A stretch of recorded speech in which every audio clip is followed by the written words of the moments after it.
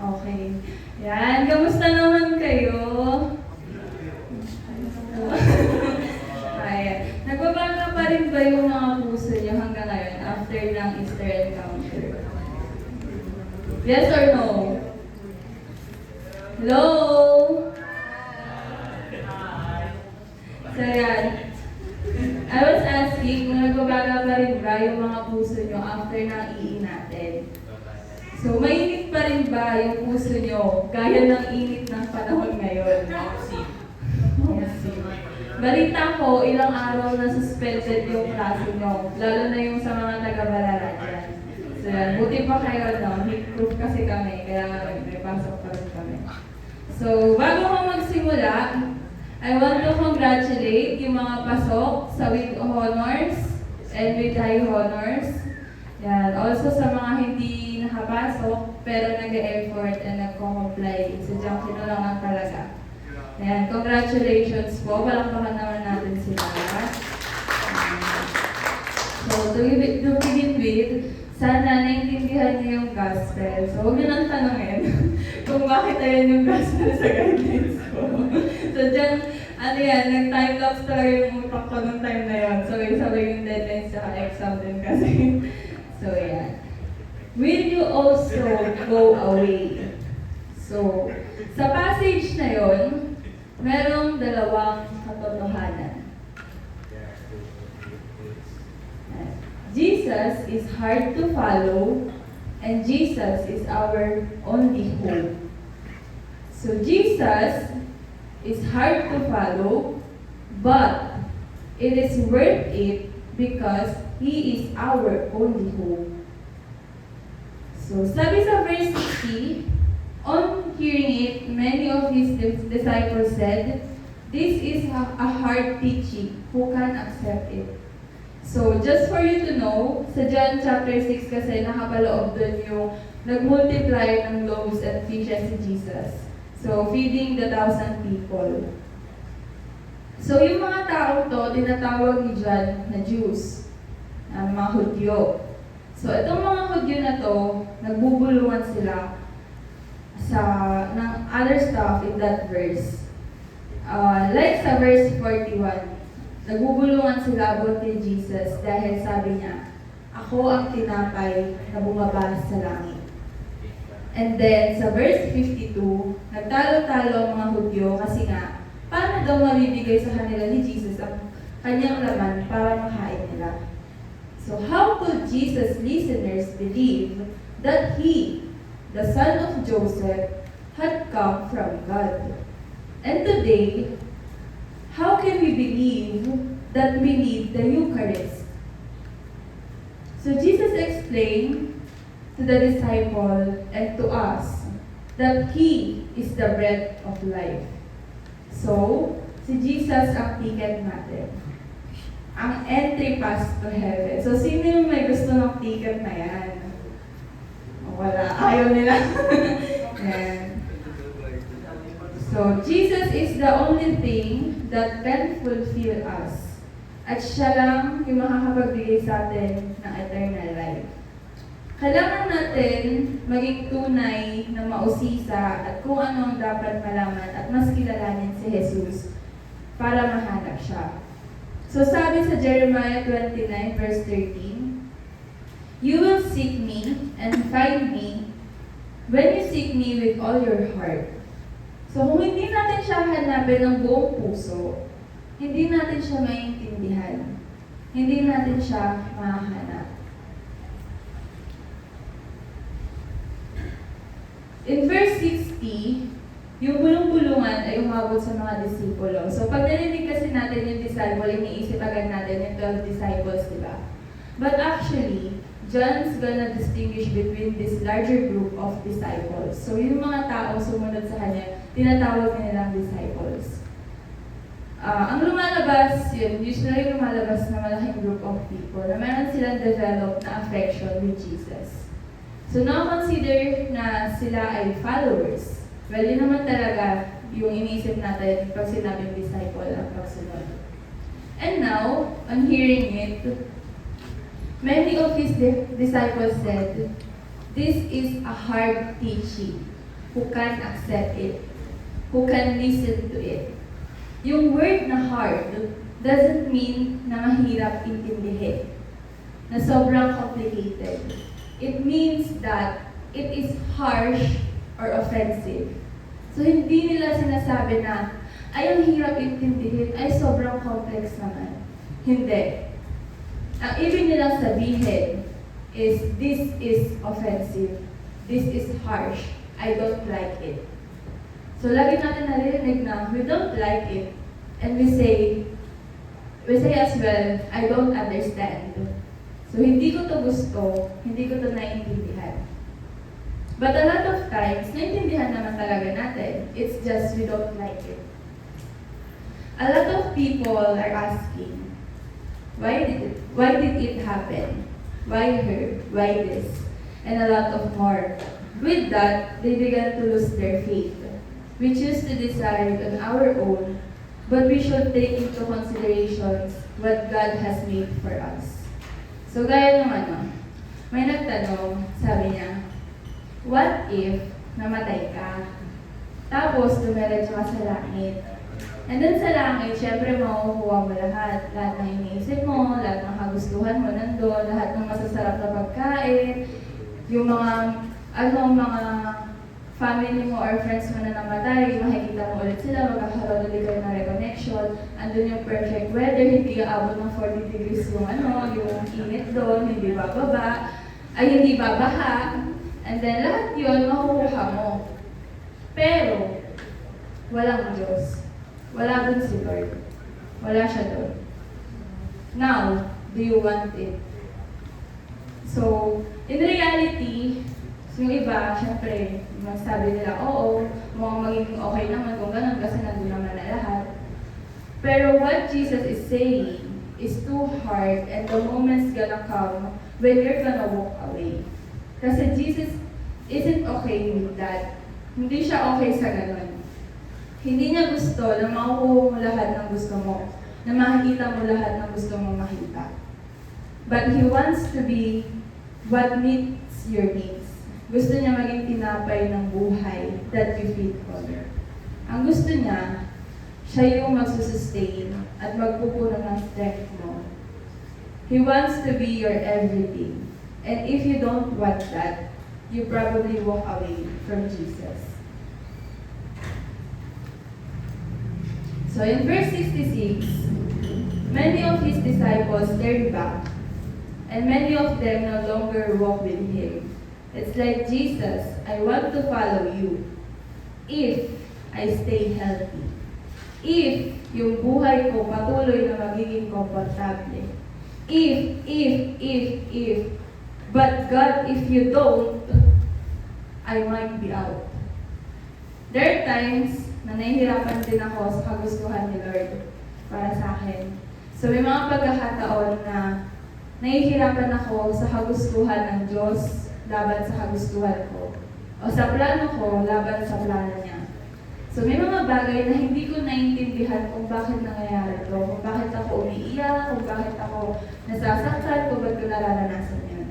Na kung sino pa yung pinapahalagahan ko, yun pa yung umaalis, yun pa yung nawawala. So maraming pagkakataon na hindi ko maintindihan yung ginagawa niya and plano niya. At hindi ako sumasang-ayon. So it ended up walking away. Diba? Ang hirap sumunod. It's so hard to follow Jesus. When I follow Jesus, it affects every decision I make.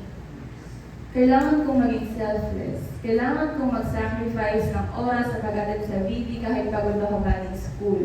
Kailangan kong maglaan ng oras para sa mass at sa pag-mission. So, yung nasa bakasyon ako, nagdadagat ako, nasa retreat ako. Ang hirap tanggihan ng kagustuhan ko at ang hirap sundin ng kagustuhan niya. That's why ang hirap sumunod sa Kanya. Following Jesus is a 24/7 effort. We don't just follow Him when it fits our schedule or when it's convenient. Kaya may pagkakataon na meron sa atin. Meron dito, lulubog, lilitaw. So parang ako lang gano'n. Sorry ah. Yun. Pero yun, ang hirap din kasing iwasan at at tanggihan ng pansariling kagustuhan. Pero, ano ba yung mga bagay na nakapagsasabi sa atin na, I don't like this anymore? Or, I'm done. Bahala na kayo dyan. So, will you stay kahit hindi mo naiintindihan or hindi na nag-make sense sa'yo yung ginagawa mo? Following Jesus is a narrow path. We go against our natural, sinful natures and against the fallen and corrupted world system. We are set free from sin, yet also still struggle against it.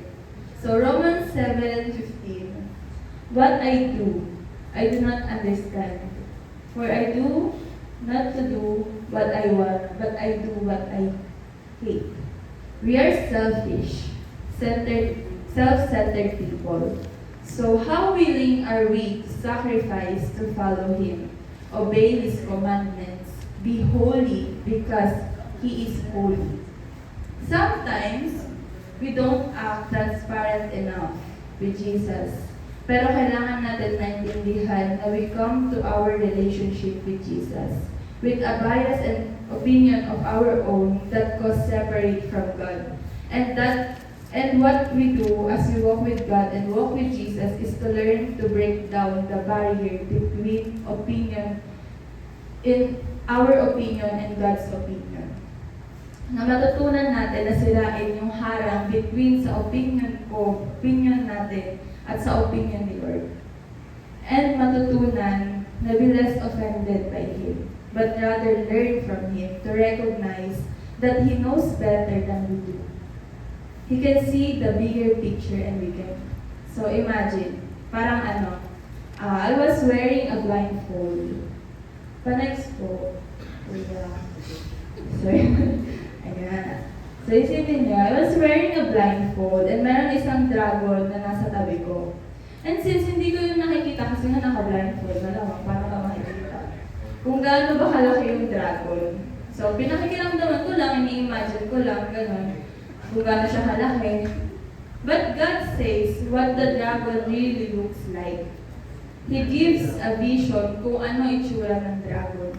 So iniisip ko na mali yun, na mali si Lord, gano'n. And syempre ma-offend ako kasi against yun kung ano yung na-experience ko, kung ano sa ini-imagine ko. But God can see the whole dragon. So that's where faith and trust has to step in. God knows more than us, and God's opinion is greater than ours.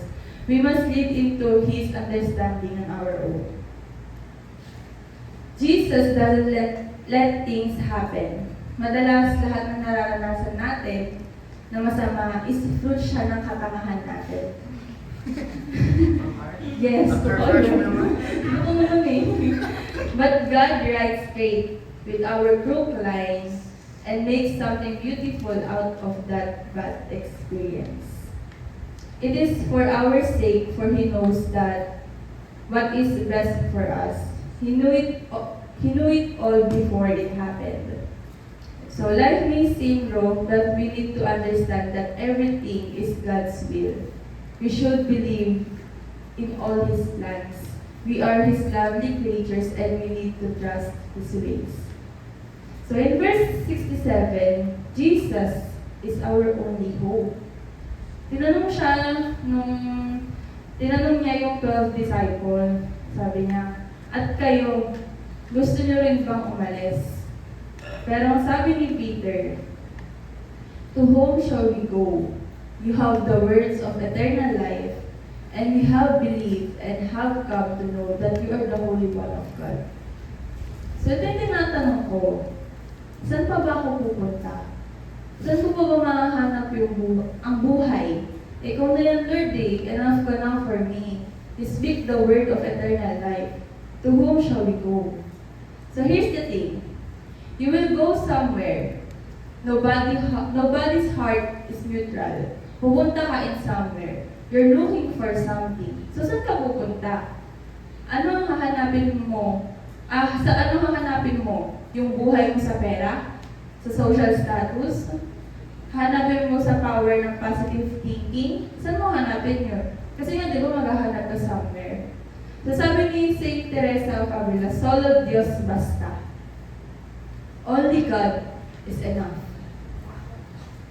And yung invitation sa atin with Jesus is, find it in me.